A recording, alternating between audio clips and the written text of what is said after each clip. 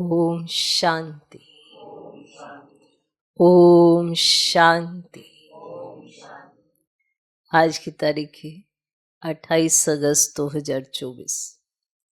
साकार महावाक्य। बाबा कहते, मीठे बच्चे, तुम जितना बाप को याद करेंगे उतना आत्मा में लाइट आएगी। तुम जितना बाप को याद करेंगे उतना आत्मा में लाइट आएगी। ज्ञानवान आत्मा चमकीली बन जाती है। ज्ञानवान आत्मा चमकीली बन जाती है।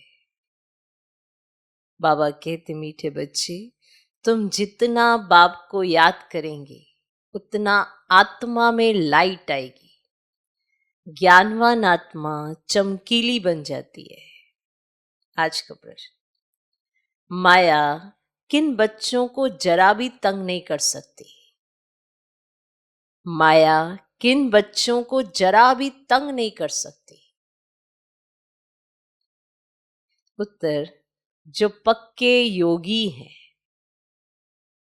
जो पक्के योगी हैं, जिन्होंने योग बल से अपनी सर्व कर्मेंद्रियों को शीतल बनाया है, जिन्होंने योग बल से अपनी सर्व कर्मेंद्रियों को शीतल बनाया है, जो योग में ही रहने की मेहनत करते हैं, जो योग में ही रहने की मेहनत करते हैं, उन्हें माया जरा भी तंग नहीं कर सकती। उन्हें माया जरा भी तंग नहीं कर सकती। जब तुम पक्के योगी बन जाएंगे तब लायक बनेंगे। जब तुम पक्के योगी बन जाएंगे तब लायक बनेंगे। लायक बनने के लिए प्योरिटी फर्स्ट है। लायक बनने के लिए प्योरिटी फर्स्ट है। माया किन बच्चों को जरा भी तंग नहीं कर सकती? उत्तर, जो पक्के योगी हैं, जिन्होंने योग बल से अपनी सर्व कर्मेंद्रियों को शीतल बनाया है, जो योग में ही रहने की मेहनत करते हैं, उन्हें माया जरा भी तंग नहीं कर सकती। जब तुम पक्के योगी बन जाएंगे तब लायक बनेंगे। लायक बनने के लिए प्योरिटी फर्स्ट है। ओम शांति। मीठे मीठे बच्चों को बाप बैठ समझाते हैं, अज्ञान के कारण तुम्हारी आत्मा डल हो गई है। हीरे में चमक होती है ना, पत्थर में चमक नहीं होती। इसीलिए कहा जाता है पत्थर मिसल डल हो गई है। फिर जागती है तो कहा जाता है ये जैसे पारसमणि है। अब अज्ञान के कारण आत्मा की ज्योति डिम हो गई है। काली नहीं होती है, नाम ये रखा हुआ है। आत्मा सबकी एक जैसी होती है। शरीरों की बनावट अनेक प्रकार की होती है, आत्मा तो एक ही है। अब तुम समझते हो हम आत्मा हैं, बाप के बच्चे हैं। ये सारा ज्ञान था, वह फिर धीरे धीरे निकल गया है। निकलता निकलता आखिरीन कुछ नहीं रहता तो कहेंगे अज्ञान। तुम भी अज्ञानी थे, अब ज्ञान के सागर से ज्ञानी बनते जाते हो। आत्मा तो बहुत सूक्ष्म है, इन आंखों से देखने में नहीं आती। बाप आकर समझाते हैं, बच्चों को नॉलेजफुल बनाते हैं, तब सुजाग होते हो। घर घर में सोजरा हो जाता है। अभी घर घर में अंधियारा है, अर्थात आत्मा डिम हो गई है। अब बाप कहते हैं मुझे याद करो तो लाइट आ जाएगी, फिर तुम ज्ञानवान बन जाएंगे। बाप किसकी गलानी नहीं करते हैं, ये तो ड्रामा का राज समझाते हैं कि क्या हुआ कैसे हुआ, ये ड्रामा का राज समझाया जाता है, ये गलानी नहीं की जाती है। बच्चों को कहा है ना, ये तो सब मूढ़मती हो गए हैं। कौन कहते हैं? बाप। बच्चे, तुम्हारे कितनी सुंदर बुद्धि बनी थी श्रीमत पर, कितनी सुंदर बुद्धि तुम्हारी बनी थी श्रीमत पर। अभी तुम फील करते हो ना, फील करते हो ना, तुम्हें ज्ञान मिला है। ज्ञान को पढ़ाई कहा जाता है। बाप की पढ़ाई से हमारी ज्योति जग गई है। इनको ही सच्ची सच्ची दीपावली कहा जाता है। छोटेपन में मिट्टी के दीपक में तेल डाल ज्योति जगाते थे। वह तो रस्म चलती रहती है, उनसे कोई दीपावली नहीं होती। ये तो आत्मा जो अंदर है वह डिम हो गई है। उनकी ज्योति आकर बाप जगाते हैं, तो बच्चों को आकर नॉलेज देते हैं, पढ़ाते हैं। और स्कूल में टीचर पढ़ाते हैं ना, वह है हद की नॉलेज और यह है बेहद की नॉलेज। कोई साधु संत भी पढ़ाते हैं क्या? पढ़ाते हैं क्या? रचयिता और रचना के आदि मध्य अंत की नॉलेज कब सुनी? कभी कोई ने आकर पढ़ाई? जाकर देखो कहां ये नॉलेज पढ़ाते हैं। सिर्फ एक बाप ही पढ़ाते हैं, तो उनके पास पढ़ना चाहिए। बाप अनायास ही आ जाते हैं, ढिंडोरा थोड़े ही पीटते हैं कि मैं आ रहा हूं। अनायास ही आकर प्रवेश करते हैं। वे आवाज तो कर ही नहीं सकते जब तक उनको ऑर्गेन्स ना मिले। ऐसे थोड़ा बाबा ऊपर से ढिंडोरा पीटते मैं आ रहा हूं, मैं आ रहा हूं। अनायास ही आ जाते हैं। अनायास ही आकर प्रवेश करते हैं। वे आवाज तो कर ही नहीं सकते जब तक उनको ऑर्गेन्स ना मिले। आत्मा भी ऑर्गेन्स बिगर आवाज नहीं कर सकती। शरीर में जब आई है तब आवाज करती है। तुम समझाओ तो कोई मानेंगे नहीं। बच्चों को जब ये नॉलेज दी जाती है तब समझते हैं। ये नॉलेज एक बाप के सिवाय कोई दे ना सके। विनाश का साक्षात्कार भी कोई चाहते थोड़े ही है, ये बाप ही आकर कराते हैं। ड्रामा अनुसार पुरानी दुनिया अब खत्म होनी है, नई दुनिया स्थापन हो रही है। जिनको बाप से नॉलेज लेनी है वे आते रहते हैं। कितनों को ज्ञान दिया होगा? अनगिनत गांव गांव से ढेर आते हैं। कितने आते हैं? कितने ढेर आते हैं। ये आत्माओं और परमात्मा का मेला एक ही बार मिलता है, एक ही बार लगता है ना। संगम युग पर ही आते हैं। बाप आकर नई दुनिया स्थापन करते हैं। जिनकी ज्योति जगाते हैं वे फिर जाकर औरों की ज्योति जगाते हैं। अभी तुम सबको वापस जाना है। इसमें बुद्धि से काम लेना होता है। भक्ति में तो है अंधियारा, और ज्ञान देने वाला तो एक बाप चाहिए। वे आते ही हैं संगम पर। पुरानी दुनिया में ज्ञान मिल ना सके। मनुष्यों के ख्याल में है अभी तो 40,000 वर्ष पड़े हैं, बिल्कुल ही घोर अंधेरे में। समझते 40,000 वर्ष के बाद भगवान आएगा, तो जरूर आकर ज्ञान दे सदगति करेंगे। तो गोया अज्ञान है ना, आएगा ज्ञान देगा सदगति करेगा, तो जरूर इस समय अज्ञान है ना। आत्मा में इस समय ज्ञान है? नहीं है ना। इस समय अज्ञान में ही है, इसीलिए इनको अज्ञान अंधियारा कहा जाता है। अज्ञान वालों को ज्ञान चाहिए, भक्ति को ज्ञान नहीं कहा जाता है। आत्मा में ज्ञान है नहीं, परंतु डल बुद्धि होने के कारण समझते हैं भक्ति में ज्ञान है। एक तरफ कहते हैं ज्ञान सूर्य के आने से सोजरा होगा, परंतु समझते कुछ नहीं। गाते हैं ज्ञान सूर्य प्रगटा, अब किसके लिए कहते हैं ज्ञान सूर्य? कब आया ये कोई नहीं जानते। पंडित आदि होगा तो कहेगा जब कलयुग पूरा होगा तब सोजरा होगा। तो ये सब बातें बाप आकर समझाते हैं, बच्चे नंबरवार समझते हैं।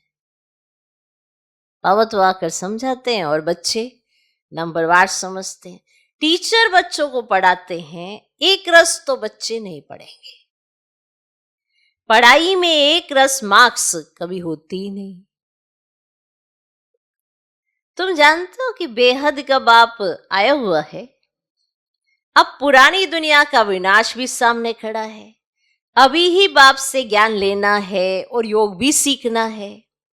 याद से ही विक्रम विनाश होंगे। तो बाप कहते हैं इस संगम पर ही आकर इस शरीर का लोन लेता हूं, अर्थात प्रकृति का आधार लेता हूं। गीता में भी अक्षर है और कोई शास्त्र का नाम बाबा नहीं लेते हैं। एक ही गीता है, ये है ही राजयोग की पढ़ाई, नाम रख दिया है गीता। इसमें पहले पहले लिखा है भगवानुवाच। अब भगवान किसको कहा जाता है? भगवान तो है निराकार, उनको अपना शरीर तो है नहीं। वह है निराकारी दुनिया जहां आत्माएं रहती है। सूक्ष्म वतन को दुनिया नहीं कहा जाता। वो निराकारी दुनिया, स्थूल दुनिया और बीच में जो सूक्ष्म वतन है उसको दुनिया नहीं कहा जाता।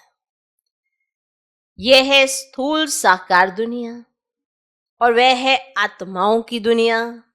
खेल सारा यहां चलता है। निराकारी दुनिया में आत्माएं कितनी छोटी छोटी हैं, फिर पाठ बजाने आती हैं। ये ख्यालात तुम बच्चों की ही बुद्धि में बिठाए जाते हैं। इसको ही ज्ञान कहा जाता है।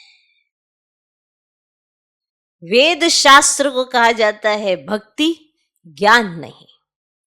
तुम्हारी साधु सन्यासियों से इतनी भेंट नहीं हुई है, बाबा का तो बहुत संग रहा है। आपकी तो इतनी भेंट नहीं हुई होगी साधु सन्यासियों से, बाबा का तो संग रहा है। बौद्ध गुरु की है। पूछा जाता है आपने सन्यास क्यों किया? बाबा ऐसे पूछते आपने सन्यास क्यों किया, घर बार क्यों छोड़ा? कहते थे विकार से बुद्धि भ्रष्ट हो जाती है, इसीलिए घर बार छोड़ा। अच्छा, जंगल में जाकर रहते हो, फिर घर बार की याद आती होगी? बोला हाँ। तो बाबा का तो देखा हुआ है कि एक सन्यासी तो फिर वापस घर भी गया था। ये भी शास्त्रों में है। मनुष्य वानप्रस्थ अवस्था में तब जाते हैं जब आयु बड़ी हो जाती है, और छोटी आयु में तो वानप्रस्थ में ना ले सके। अब कुंभ के मेले में बहुत छोटे छोटे नांगे लोग आते हैं, दवाई खिलाते हैं जिससे कर्मेंद्रियां ठंडी पड़ जाती है। तुम्हारा तो है योग बल से कर्मेंद्रियों को वश में करना।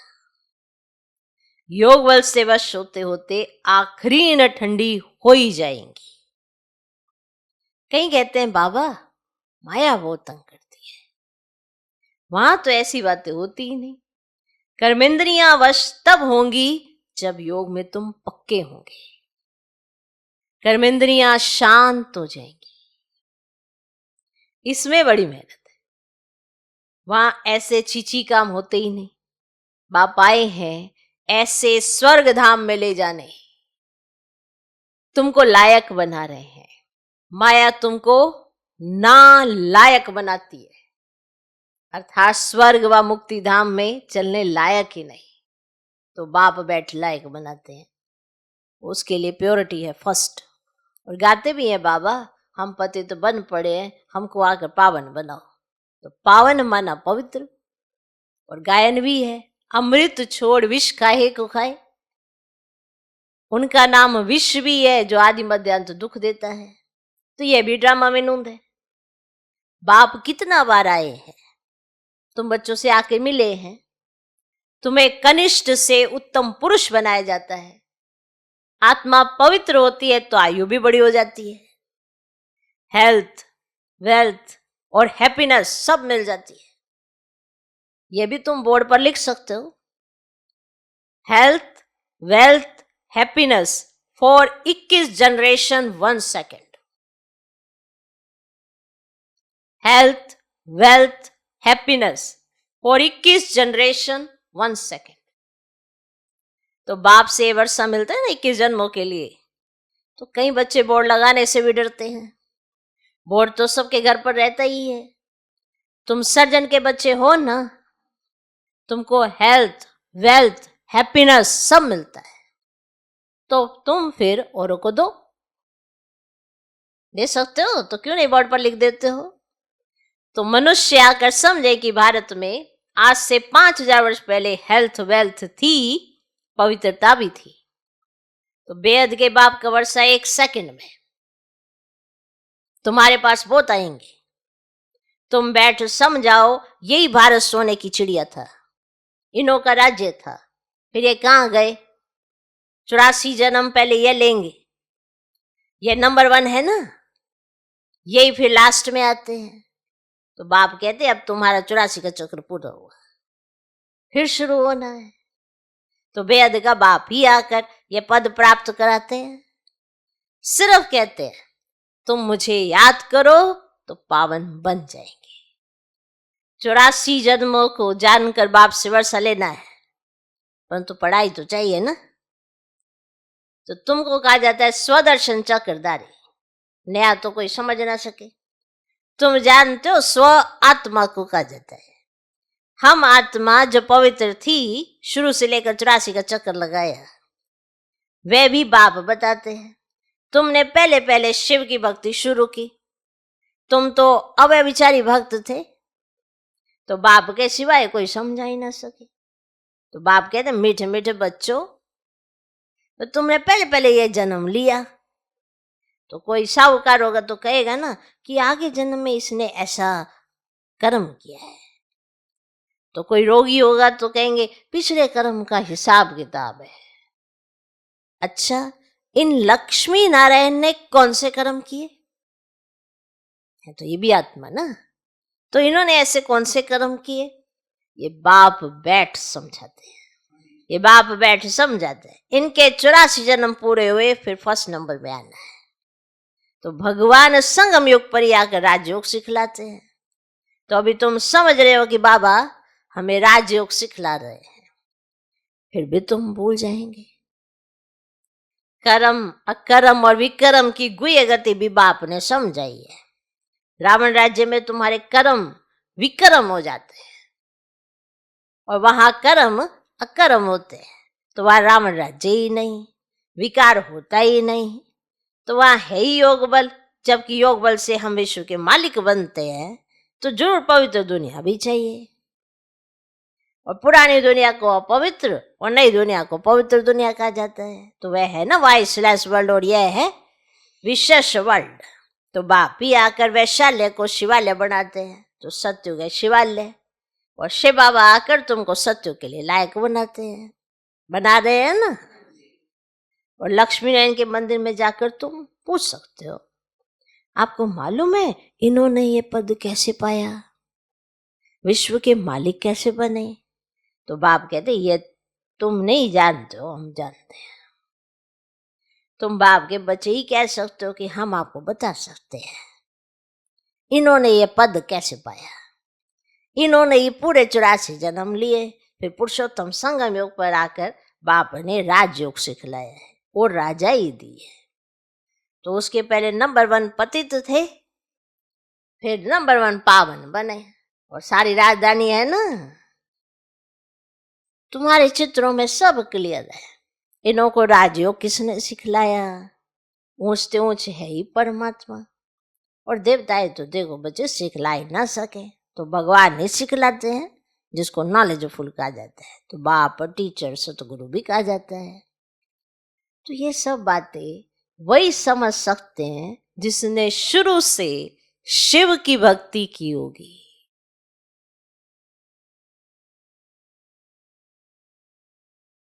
मंदिर बनाने वालों से तुम पूछो, आपने ये मंदिर बनाया है, इन्होंने ये पद कैसे पाया? तो यहाँ ये पॉइंट है, जैसे किसी को साहूकार देखते हो तो कहते इसने बहुत अच्छे कर्म किए जो साहूकारी पद पाया, माना इसको जन्म ही साहूकार के घर में मिला, तो उसने कोई ऐसे कर्म किए जिसलिए वो पोजीशन उसको मिली, उसको इतना माल मिला, इतना वर्षा मिला, तो उसने कर्म अच्छे किए होंगे। तो ये लक्ष्मी नारायण ने ऐसे कौन से कर्म किए जो ये लक्ष्मी नारायण बने? तो कोई भी मंदिर है तो वहां जाके आप पूछ सकते हो कि इन्होंने ऐसा पद कैसे पाया, इनको किसने ऐसे कर्म सिखलाए जो इन्हें ये पोजीशन मिली, और इन्हों का राज्य कब था, फिर ये कहां गए, अब ये कहां है? तुम 84 की कहानी बताओ तो बहुत खुश हो जाएंगे। चित्र पॉकेट में पड़ा हो, तुम किसको भी समझा सकते हो। शुरू से जिसने शिव की भक्ति की होगी वह सुनते रहेंगे, खुश होते रहेंगे। तुम समझ जाएंगे ये हमारे कुल का है। उसके समझने से, उसके खुश होने के तरीके से आपको पता चल जाएगा कि ये हमारे कुल का है। दिन प्रतिदिन बाबा बहुत सहज युक्तियां बतलाते हैं। तुमको अब समझ मिली है, परम पिता परमात्मा ही सर्व का सद्गति दाता है। 21 जन्मों के लिए सत्युगी बादशाही मिल रही है। 21 जन्मों का वर्षा इस पढ़ाई से ही मिलता है।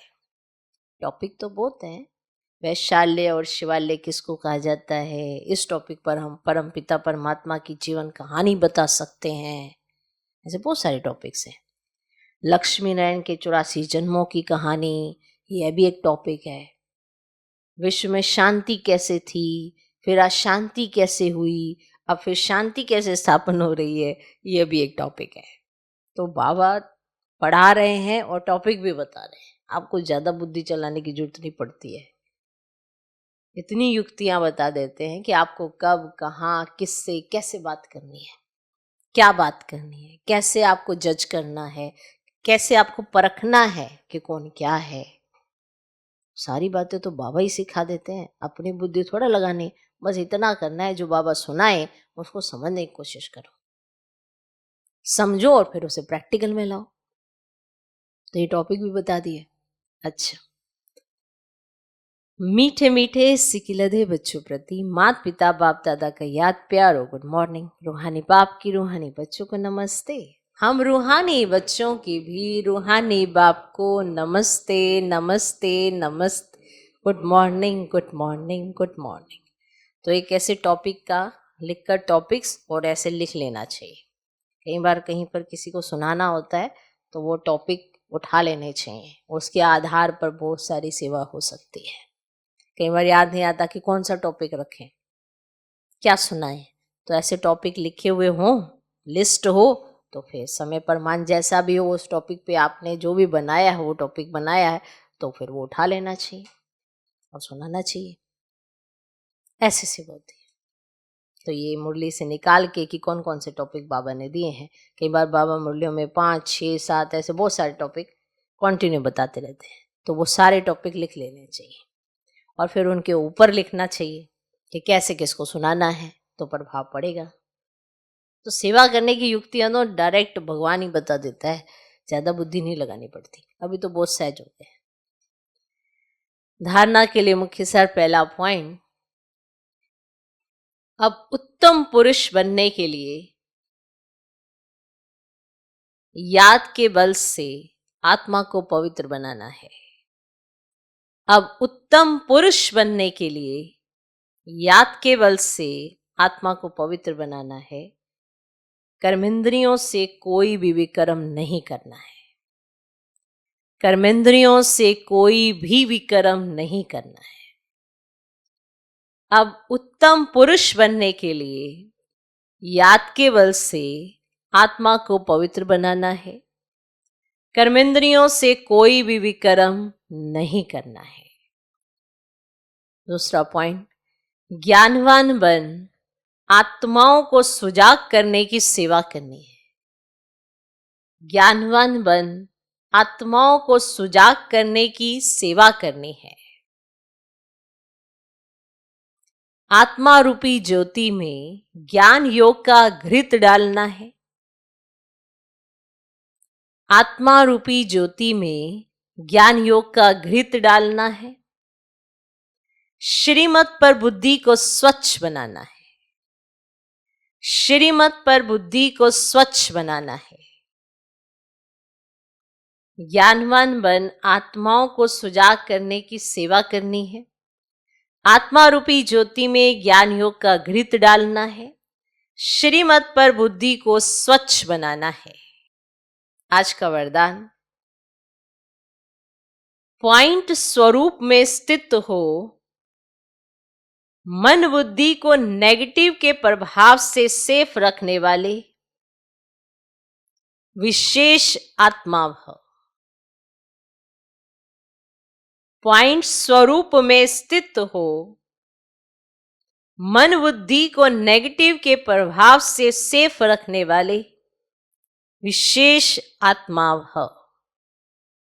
जैसे कोई सीजन होती है तो सीजन से बचने के लिए उसी पर मान अटेंशन रखा जाता है। सीजन आती है ना, बारिश आएगी तो छाते, रेनकोट आदि का अटेंशन रखेंगे। सर्दी आएगी तो गर्म कपड़े रखेंगे। ऐसे वर्तमान समय मन बुद्धि में नेगेटिव भाव और भावना पैदा करने का विशेष कार्य माया कर रही है। वर्तमान समय मन बुद्धि में नेगेटिव भाव और भावना पैदा करने का विशेष कार्य माया कर रही है। इसीलिए विशेष सेफ्टी के साधन अपनाओ। इसका सहज साधन है एक पॉइंट स्वरूप में स्थित होना। एक पॉइंट स्वरूप में स्थित होना। आश्चर्य और क्वेश्चन मार्क के बजाय बिंदु लगाना। आश्चर्य और क्वेश्चन मार्क के बजाय बिंदु लगाना, अर्थात विशेष आत्मा बनना। आज का स्लोगन, आज्ञाकारी वह है जो हर संकल्प, बोल और कर्म में जी हजूर करता है। आज्ञाकारी वह है जो हर संकल्प, बोल और कर्म में जी हजूर करता है। वो कौन है? आज्ञाकारी। आज्ञाकारी वह है जो हर संकल्प, बोल और कर्म में जी हजूर करता है। संकल्प भी जो बाबा श्रीमत परमान चलाने के लिए कहे वो चलाए। बोल भी वही जो बाप समान हो। कर्मों से बाबा का शो करके दिखाए। हर बात में जो भी बाबा ने श्रीमत दी है उसके संकल्प, बोल, कर्म में वो नजर आए, माना जी हजूर कर रहा है, तो वही आज्ञाकारी है। आज्ञाकारी किसे कहा जाता है? जब जैसा जिसको कहा जाए वो वैसी आज्ञा का पालन करने लगे तो उसे आज्ञाकारी का टाइटल दिया जाता है। तो यहाँ पर तो संकल्पों पर भी अटेंशन रखना है कि मुझे ये थॉट चलाने के लिए मना किया गया है तो मैं क्यों चलाऊं। उसे कहते हैं आज्ञाकारी। जो कहा जाए वो करके दिखाए। तो आज्ञाकारी वह है जो हर संकल्प, बोल और कर्म में जी हजूर करता है। ओम शांति।